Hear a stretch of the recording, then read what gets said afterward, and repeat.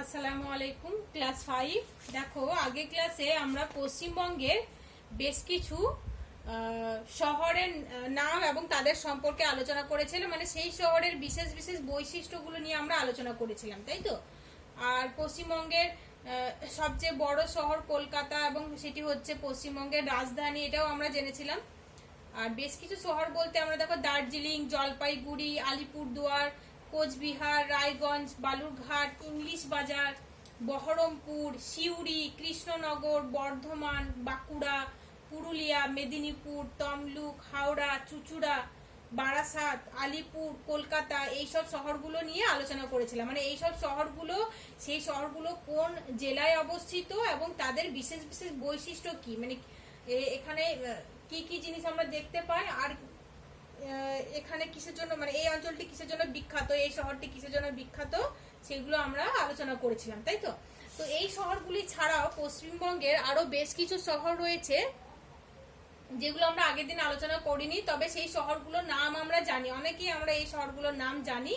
তো সেই শহরগুলো সম্পর্কে আমরা আজকে আলোচনা করব, সেই শহরের বিশেষ বিশেষ বৈশিষ্ট্যগুলো নিয়ে আজকে আলোচনা করব। তো দেখো, আমি কিছু শহরের নাম এখানে লিখেছি। প্রথমেই দেখো লিখেছি শিলিগুড়ি। তো শিলিগুড়িটি দার্জিলিং জেলায় অবস্থিত একটা শহর। শিলিগুড়ি শহরটি পশ্চিমবঙ্গের বিখ্যাত একটি শহর। এখানে রেল স্টেশন রয়েছে শিলিগুড়ি শহরে। এটি দার্জিলিং জেলায় অবস্থিত আর এটি বাণিজ্য কেন্দ্র হিসাবে বিখ্যাত।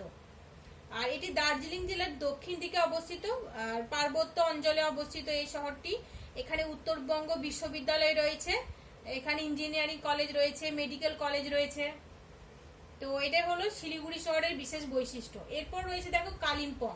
তো কালিম্পংটি আগে দার্জিলিং জেলায় অবস্থিত ছিল। তো বর্তমানে কালিম্পং শহর, মানে শহরটি কালিম্পং বলে আর একটা জেলা তৈরি হয়েছে, ঠিক আছে। তো কালিম্পংটা পশ্চিমবঙ্গের আর একটা জেলা। তো কালিম্পং শহরটিও একটা পাহাড়ি শহর, মানে পার্বত্য অঞ্চলে অবস্থিত। আর এই শহরটি খুবই সুন্দর এবং স্বাস্থ্যকর একটা জায়গা, খুবই মনোরম পরিবেশ। এই মনোরম পরিবেশের জন্য এখানে, যেহেতু এটা পাহাড়ি অঞ্চলে অবস্থিত, সেই জন্য এখানে প্রচুর, মানে প্রত্যেক বছর প্রচুর পর্যটকরা এই শহরে পর্যটন করতে আসে। এই শহরে বিভিন্ন ধরনের ফুল, ক্যাকটাস, অর্কিড এসব জন্মায়। আর এখানে অনেক মিশনারি স্কুল রয়েছে, বিভিন্ন মানে অনেক মঠ রয়েছে এখানে, ঠিক আছে। এরপরে দেখো রয়েছে কার্শিয়াং। কার্শিয়াং শহরটি দার্জিলিং জলে অবস্থিত একটা বিখ্যাত শহর। এটিও পাহাড়ি শহর, পার্বত্য অঞ্চলে অবস্থিত। আর এই শহরের ওপর দিয়ে, মানে কার্শিয়াং শহরের ওপর দিয়ে ন্যারো গেজ ট্রেন গেছে। এই শহরটিও সুন্দর স্বাস্থ্যকর জায়গা। এটিও মানে পাহাড়ি অঞ্চলে অবস্থিত, পাহাড়ের ওপর দিয়ে, পুরো শহরটি পাহাড়ের ওপরে অবস্থিত। কিরকম, তোমরা যদি কেউ ঘুরতে গেছো পাহাড়ি অঞ্চলে তাহলে বুঝতে পারবে, খুবই সুন্দর একটা জায়গা। আমরা যদি এখানে ঘুরতে যাই খুবই ভালো লাগবে, তোমরা যদি এখানে ঘুরতে যাও খুব ভালো লাগবে। তো এখানে প্রচুর চা বাগান রয়েছে। কালিম্পংয়েও রয়েছে চা বাগান, শিলিগুড়িতে যদিও রয়েছে, তবে কার্শিয়াং, কালিম্পং এইসব শহরগুলিতে বেশি বেশি চা বাগান রয়েছে। এখানে সাদা অর্কিড রয়েছে, অনেক মিশনারি স্কুলও রয়েছে এখানে, ঠিক আছে। এরপরে রয়েছে দেখো হলদিয়া। হলদিয়া শহরটি পূর্ব মেদিনীপুর জেলায় অবস্থিত বিখ্যাত একটা শহর। হলদিয়ার নাম তোমরা অনেকেই শুনেছো। এটাই মানে এখানে হলদিয়া শহরে বন্দর রয়েছে, যার নাম হচ্ছে হলদিয়া বন্দর। আর এই হলদিয়া বন্দরের দ্বারা ভারতের বিভিন্ন জিনিসপত্র, মানে যে লোহা, কয়লা বিদেশে আমদানি, মানে বিদেশে রপ্তানি করা হয়। আর বিদেশের বিভিন্ন জিনিসপত্র এই বন্দর মারফত এটা একটু ভুল বললাম আমি। হলদিয়া বন্দরের দ্বারা ভারতের বিভিন্ন জিনিসপত্র বিদেশে রপ্তানি করা হয়। রপ্তানি করা হয় বলতে বিদেশে পাঠানো হয়, বিক্রি করা হয়। আর বিদেশের বিভিন্ন জিনিসপত্র যেগুলো ভারতের দরকার, আমাদের দরকার, সেগুলো আমদানি করা হয়, বিদেশ থেকে এখানে নিয়ে আসা হয়, ঠিক আছে। তো সেটা এই হলদিয়া বন্দর মারফত হয়। হলদিয়া একটা বন্দর রয়েছে যেটা হচ্ছে নদী বন্দর। ভারতের বিখ্যাত একটা নদী বন্দর হচ্ছে হলদিয়া বন্দর। তো সেই বন্দরের দ্বারা জিনিসপত্র আমদানি এবং রপ্তানি করা হয়। আর এখানে পেট্রোকেমিক্যাল শিল্প গড়ে উঠেছে হলদিয়া বন্দরে, মানে হলদিয়া শহরে, ঠিক আছে। এরপর রয়েছে দেখো খড়গপুর। খড়গপুরটি পশ্চিম মেদিনীপুর জেলায় অবস্থিত বিখ্যাত একটা শহর, পশ্চিমবঙ্গের বিখ্যাত একটা শহর। আর এই শহরটিতে আইআইটি শিক্ষা কেন্দ্র গড়ে উঠেছে, বড় রেলওয়ে স্টেশন রয়েছে এখানে। খড়গপুর রেলওয়ে স্টেশনের নাম অনেকেই শুনেছো। এরপর দেখো রয়েছে আসানসোল। আসানসোল শহরটি খুবই বড় একটা শহর, এটা পশ্চিম বর্ধমান জেলায় অবস্থিত একটা শহর। এখানে বেশ বড় বড় কয়লা খনি রয়েছে, 3টে কলেজ রয়েছে, ইঞ্জিনিয়ারিং কলেজ রয়েছে। এই শহরের পাশ দিয়ে বরাকর নদী বয়ে গেছে। এখানে বিভিন্ন কারখানা গড়ে উঠেছে, লৌহ ইস্পাত কারখানা গড়ে উঠেছে। এই শহরের কাছে অনেক ছোট বড় শিল্প গড়ে উঠেছে। ঠিক আছে, এরপর রয়েছে দেখো বিষ্ণুপুর। বিষ্ণুপুর শহরটি বাঁকুড়া জেলায় অবস্থিত বিখ্যাত একটা শহর। বিষ্ণুপুরে বিভিন্ন পুরনো যুগের মানে পুরনো আমলের মন্দির রয়েছে, রাজা মহারাজাদের ঘরবাড়ি রয়েছে, মানে পুরনো আমলের নিদর্শন রয়েছে। তো তোমরা যদি বিষ্ণুপুর কোনোদিন ঘুরতে যাও তাহলে দেখতে পাবে এখানে একটা বিশাল বড় কামান রয়েছে। আর এই বিষ্ণুপুর শহরটি পোড়ামাটির কাজের জন্য বিখ্যাত, মানে পোড়ামাটির তৈরি অলংকার, পোড়ামাটির তৈরি কাপ, ডিশ এসব বিক্রি হয়। পোড়ামাটির তৈরি বিভিন্ন ধরনের পাত্র তৈরি হয়। আর এই শহরটি বস্ত্র শিল্পের জন্য বিখ্যাত। এখানে ডিগ্রি কলেজ রয়েছে, ইঞ্জিনিয়ারিং কলেজ রয়েছে। এরপর দেখো রয়েছে দীঘা। দীঘার নাম অনেকেই শুনেছি আমরা, অনেকে ঘুরতেও গেছি এখানে। দীঘা হচ্ছে একটা সমুদ্রের ধারে অবস্থিত একটা ছোট পর্যটন শহর। দীঘা শহরটি পূর্ব মেদিনীপুর জেলায় অবস্থিত। দেখবে অনেকেই সমুদ্রে গিয়ে স্নান করতে যায়, তো দীঘা যদি কেউ ঘুরতে যায় সেখানে সমুদ্রে স্নান করার সুযোগ রয়েছে। এখানে কাজু বাদামের চাষ হয়। এখানে শাঁখের কাজের জন্য এবং মাছের ব্যবসার জন্য এই শহরটি বিখ্যাত। শাঁখের কাজ বলতে বুঝতে পেরেছো তো, শাঁখের কাজ বলতে এখানে দেখবে শাঁখ দ্বারা বিভিন্ন ধরনের শৌখিন জিনিসপত্র তৈরি হয়। তারপর মৎস্য বাণিজ্য কেন্দ্র রয়েছে এই শহরে। এরপর দেখো রয়েছে বারুইপুর। বারুইপুর শহরটি দক্ষিণ 24 পরগনা জেলায় অবস্থিত একটা বিখ্যাত শহর। বারুইপুরের পেয়ারা খুবই বিখ্যাত, খুবই ভালো। আর বারুইপুর মানে রেলওয়ে জংশন রয়েছে এখানে। এটা হচ্ছে বারুইপুরের বিশেষ বৈশিষ্ট্য। এটি দক্ষিণ 24 পরগনা জেলায় অবস্থিত একটা বিখ্যাত শহর। এরপর রয়েছে দেখো শান্তিপুর। শান্তিপুর শহরটি নদিয়া জেলায় অবস্থিত। এখানে কলেজ রয়েছে। আর শান্তিপুরে তাঁতের কাপড় তৈরি হয়। আর এই শহরটি রাসমেলার জন্য বিখ্যাত। এরপর রয়েছে দেখো বোলপুর। বোলপুরের নাম তোমরা অনেকেই শুনেছো, এটি বীরভূম জেলায় অবস্থিত। আর বোলপুরে শান্তিনিকেতনে রবীন্দ্রনাথ ঠাকুরের আশ্রম রয়েছে, যেটি রবীন্দ্রনাথ ঠাকুর তৈরি করেছেন, প্রতিষ্ঠা করেছেন। পরে তার বিশ্বভারতী বিশ্ববিদ্যালয় নামে মানে বর্তমানে বিশ্বভারতী বিশ্ববিদ্যালয় নামে পরিচিত। তো এখানে দেখো হাতের কাজের জন্য এই শহরটি বিখ্যাত বোলপুর। আর বোলপুর দেখবে শান্তিনিকেতনের মেলা তোমরা অনেকেই ঘুরতে গেছো, যেখানে বিভিন্ন কুটির শিল্প, হস্তশিল্পের বিভিন্ন জিনিসপত্র এখানে পাওয়া যায়। তো এই শহরটি হস্তশিল্প এবং কুটির শিল্পের জন্য বিখ্যাত। এরপর দেখো রয়েছে ডায়মন্ড হারবার। ডায়মন্ড হারবারটি দক্ষিণ 24 পরগনা জেলায় অবস্থিত একটা বিখ্যাত শহর। এটি হুগলি নদীর মোহনার কাছে অবস্থিত। ডায়মন্ড হারবারটি এটি মৎস্য বিক্রয় কেন্দ্র। এখানে প্রচুর মাছ বিক্রি হয়। আর এখানে পর্যটন কেন্দ্র রয়েছে। আর এখানে বিভিন্ন মানে চিংড়িখালি দুর্গের ভগ্নাবশেষ এখানে রয়েছে। তারপর দেখো রয়েছে আরামবাগ।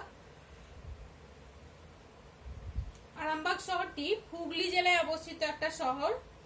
এই শহরটি মানে আরামবাগ শহরটি দ্বারকেশ্বর নদীর তীরে অবস্থিত একটা শহর। এই শহরে কলেজ রয়েছে, নতুন রেল স্টেশন তৈরি হয়েছে এখানে। আর আরামবাগ কৃষি বাণিজ্য কেন্দ্রের জন্য বিখ্যাত। আরামবাগ শহরটি দেখবে চিকেনের জন্য বিখ্যাত। আরামবাগ শহরে আরামবাগ চিকেন, তো এটা সারা পৃথিবী বিখ্যাত, সারা ভারতে বিখ্যাত। ঠিক আছে, এরপর দেখো রয়েছে কাটোয়া, যেটি বর্ধমান বা পূর্ব বর্ধমান জেলায় অবস্থিত। এই শহরটি কাটোয়া শহরটি গঙ্গা নদীর তীরে অবস্থিত। আর এখানে কলেজ রয়েছে, রেল স্টেশন রয়েছে। আর এই শহরটিও কাটোয়া শহরটিও কৃষি বাণিজ্য কেন্দ্র হিসেবে বিখ্যাত। এরপর রয়েছে দেখো চিত্তরঞ্জন। চিত্তরঞ্জন শহরটি পশ্চিম বর্ধমান জেলায় অবস্থিত। আর চিত্তরঞ্জন রেল ইঞ্জিন তৈরির কারখানা রয়েছে। ঠিক আছে,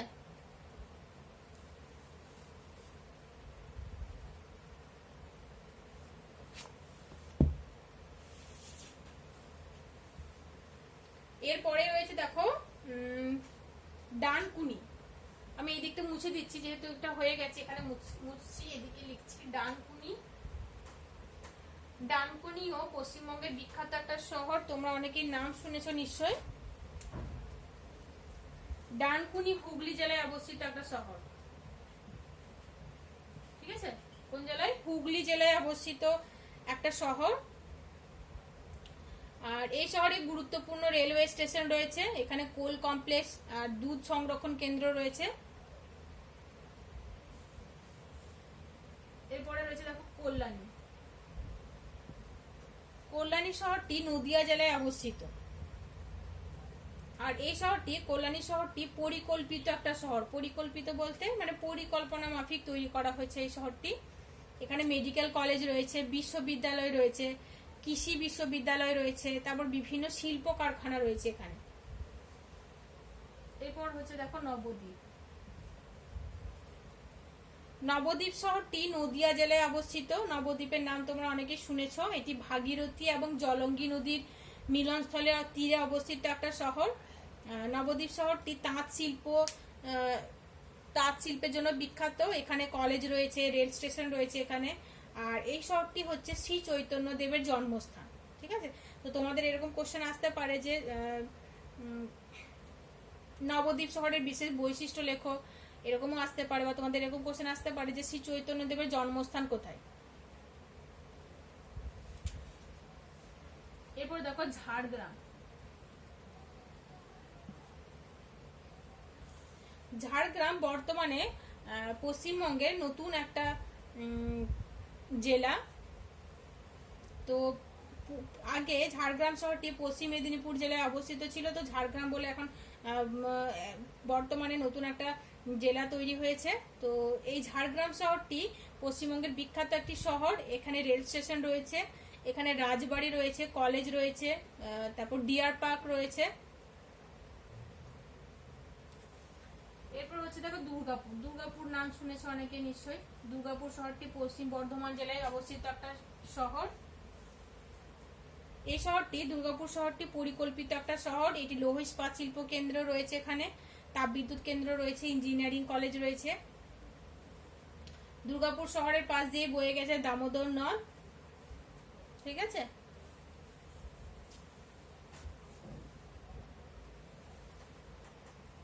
এরপর রয়েছে দেখো কাঁথি। কাঁথি পূর্ব মেদিনীপুর জেলায় অবস্থিত একটা শহর। এটি কৃষি এবং মৎস্য বাণিজ্য কেন্দ্র এখানে রয়েছে। আর এখানে রেলওয়ে স্টেশন রয়েছে। আর এই শহরটি, কাঁথি শহরটি সমুদ্রের কাছাকাছি অবস্থিত একটা শহর, ঠিক আছে? এরপর রয়েছে দেখো তারকেশ্বর। তারকেশ্বর নাম তোমরা অনেকেই শুনেছো, অনেকে ঘুরতে যায় এখানে, দেখবে এখানে মন্দির রয়েছে। এটি হুগলি জেলায় অবস্থিত একটা শহর। আর এই শহরটি আলু চাষের জন্য বিখ্যাত। এখানে হিমঘর রয়েছে, কোল্ড স্টোরেজ বলে না, কোল্ড স্টোরেজ রয়েছে এখানে অনেক। কৃষি বাণিজ্য কেন্দ্র হিসাবে বিখ্যাত এই শহরটি, তারকেশ্বর শহরটি, ঠিক আছে? এটি হুগলি জেলায় অবস্থিত একটা শহর। তো এই যে শহরের নামগুলো আমি পড়লাম, এদের বিশেষ বিশেষ বৈশিষ্ট্যগুলো কোন কোন জেলায় অবস্থিত এগুলোই ভালো করে পড়ো, তাহলেই তোমাদের এই চ্যাপ্টারটা শেষ হয়ে যাবে। তাহলে দেখো, আগের ক্লাসে আমরা পড়েছিলাম পশ্চিমবঙ্গের জেলা সদর, যেখানে বেশ কিছু শহরের নাম আমরা জেনেছিলাম। আর আজকে আরো শহরনগরের কথা, যে এখানে আরো বেশ কিছু শহরের কথা এবং তাদের বৈশিষ্ট্য জানলাম আমরা। এখানে দেখো, তোমাদেরকে আমি বারবার একটা কথা বললাম যে পর্যটন কেন্দ্র, পর্যটন কেন্দ্র। তো পর্যটন জিনিসটা কি? পর্যটন জিনিসটা আমাদেরকে ভালো করে বুঝতে হবে। সেটা হচ্ছে কোনো একটা স্থান যেটা মানুষের কাছে খুব আকর্ষণীয় হয়, বা সেটা পাহাড়ি অঞ্চলে হতে পারে যেমন দার্জিলিং, বা সেটা সমুদ্রের তীরবর্তী হতে পারে যেমন দীঘা। সেখানে মানুষ সেখানকার মনোমুগ্ধকর পরিবেশের জন্য মানুষ সেখানে ঘুরতে যায়, ভ্রমণ করতে যায়, তাই তো? তো সেটাকেই বলা হচ্ছে পর্যটন কেন্দ্র। যেখানে মানুষ ঘুরতে যায়, বেড়াতে যায়, পর্যটন করতে যায়, সেটাকে বলা হয় পর্যটন কেন্দ্র, ঠিক আছে? ভ্রমণ কেন্দ্র বলতে পারি আমরা। তো পর্যটন কথার অর্থই হচ্ছে এটা, মানুষ যেখানে ঘুরতে যাচ্ছে, বেড়াতে যাচ্ছে। তো আমরা যেমন ধরো এই ডিসেম্বর মাসে, জানুয়ারি মাসে অনেকেই, কেউ দীঘা ঘুরতে যায়, কেউ আবার দার্জিলিং ঘুরতে যায়, কেউ গ্যাংটক ঘুরতে যায়।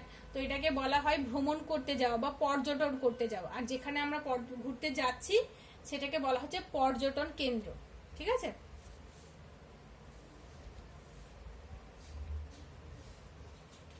তারপর দেখো এখানে আমি হলদিয়া বন্দরের কথা আমি বললাম। বন্দর হচ্ছে যেখানে বড় বড় যে জাহাজগুলো, সেই জাহাজগুলো এসে দাঁড়ায়। যেমন রেল স্টেশন, রেল স্টেশনে কি হয়, ট্রেনগুলো এসে স্টেশনে দাঁড়ায়, সেখানে মানুষ ওঠে, মালপত্র তোলে সেখানে, তাই তো। তো বন্দর হচ্ছে যেখানে বড় বড় জাহাজ, যেগুলো জলজাহাজ যেগুলো, সেগুলো এসে দাঁড়ায়, তারপর সেখান থেকে জাহাজগুলো আবার যাত্রা শুরু করে। তো ওই যে বললাম, হলদিয়া বন্দর মারফত ভারতের বিভিন্ন জিনিসপত্র বিদেশে রপ্তানি করা হয়। মানে ওই বন্দর থেকে কয়লা বা লোহা বা এই যে বললাম পেট্রো রসায়ন শিল্প গড়ে উঠেছে, মানে পেট্রো রসায়ন শিল্পের বিভিন্ন দ্রব্য, সেগুলো ওখানে বড় বড় জাহাজে বোঝাই করা হয়, সেগুলো বিদেশে রপ্তানি করা হয়। আর বিদেশ থেকে যেগুলো আমাদের প্রয়োজন, সেগুলো বিদেশ থেকে জাহাজে করে নিয়ে আসা হয় এবং ওই বন্দর মারফত সেগুলোকে ভারতের অভ্যন্তরে প্রবেশ করানো হয়, মানে সেই বন্দরে আনা হয়। বুঝতে পেরেছো তো বন্দর বলতে কি বুঝেছো এবার? এরপর দেখো আরেকটা কথা আমি বারবার বললাম যে কৃষি বাণিজ্য কেন্দ্র। কৃষি বাণিজ্য কেন্দ্র কি, যেখানে কৃষি বলতে কৃষি যে বিভিন্ন ধরনের, দেখো যে ধান, গম, যব, এইসবের বাণিজ্য কেন্দ্র যেখানে গড়ে উঠেছে, সেটাকে বলা হচ্ছে কৃষি বাণিজ্য কেন্দ্র। এখানে কৃষির ব্যবসা বাণিজ্য তো করা হয়, কৃষি নিয়ে বিভিন্ন গবেষণাও করা হয়। ঠিক আছে।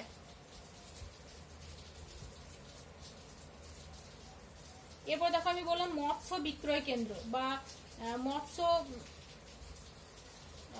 মৎস্য বাণিজ্য কেন্দ্র, যেটা বললাম। মৎস্য বলতে মাছের ব্যবসা বাণিজ্য যেখানে করা হয়, মাছের বড় বড় আড়ত থাকে যেখানে, সেটা হচ্ছে মৎস্য বিক্রয় কেন্দ্র। যেরকম ডায়মন্ড হারবারে বললাম না, মৎস্য বিক্রয় কেন্দ্র রয়েছে, তো যেখানে বড় বড় মাছের আড়ত রয়েছে, যেখানে মাছের ব্যবসা করা হয়।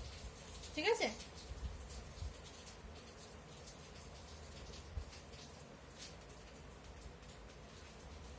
তারপর দেখো বেশ কিছু কথা আমি বললাম যেগুলো হয়তো তোমাদের কাছে নতুন, যেমন বিশ্ববিদ্যালয় হচ্ছে যেখানে মানে পড়াশোনা করা হয় আর কি। তোমরা দেখো স্কুল শেষ করার পরে তোমরা কলেজে পড়বে, কলেজের পরে আসছে বিশ্ববিদ্যালয়।